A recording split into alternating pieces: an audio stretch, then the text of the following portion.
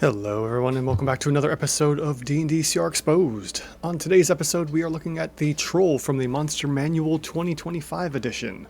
As you'll see up in the top right corner here. And we are going to be following along here, top to bottom, left to right, as per usual. But before we get into that, let's take a real quick look at the business here. And the business is talking about this tool. If you'd like to use this tool for yourself, you can get it completely for free, or you can donate if you are so obliged to, or if you prefer to. And you can do that at the link in my description below for my coffee page, where there's also a whole bunch of other things like classes, subclasses, custom monsters, and a variety of other things as well. You can also donate to the channel by becoming a channel member or backing me on Coffee for as little as $1 a month. And, also like, subscribe, comment, and leave a, I already said that, leave a comment. It's one other thing.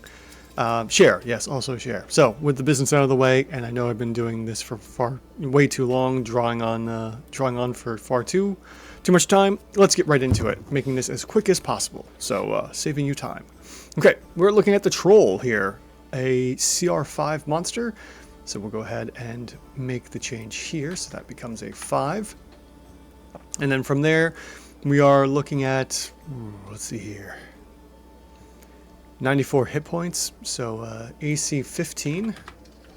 It is a large giant, obviously, with 9d10 plus 45 hit points. So we're going to add in the stats here of 18, 13, 20, 7, 9, and 7 for the appropriate stats, going from left to right, top to bottom, which will give us the 94 average hit points. From there, we have skills, senses, and languages. Nothing here is impacting our troll, so we will move on to the lonesome limbs in the trait section here. So basically what happens here is, if the troll is bloodied and then took a bunch of damage, one of its limbs falls off, it becomes a troll limb that will attack, and then from there we get like an extra monster onto the battlefield. Something we technically can't handle, or we can't account for, so if the monster were to get no allies, technically in the form of the limbs or not, it's undecided. So at the moment we are going for best case scenario here, and we will go ahead and we will just go ahead and do this without it.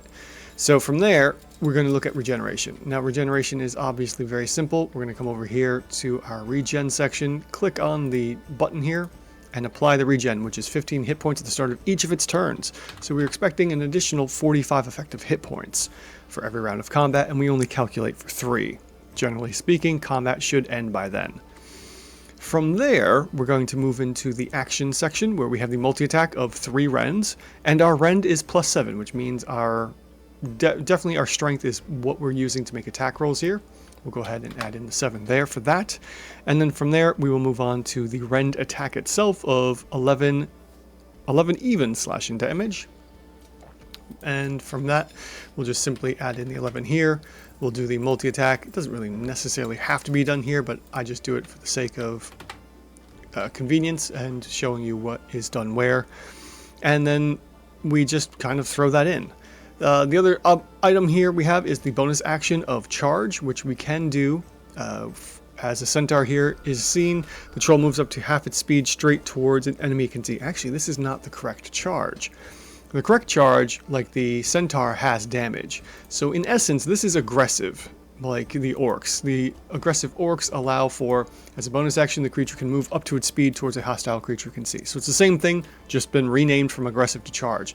And for whatever reason, they give this only +2 DPR, which is ridiculous because this greatly impacts low-level monsters like the orc as the example monster, but then when we have higher level monsters, CR 5 and over, like this troll here, it doesn't really make a difference. That +2 DPR probably won't do all that much. The only time we're going to see that is if we hit the high end of the damage range here for the DPR in the offensive section, but beyond that, it does really nothing. In any event, I'm going to throw in the multi-attack damage here into the concentration because that will immediately throw into the full attack.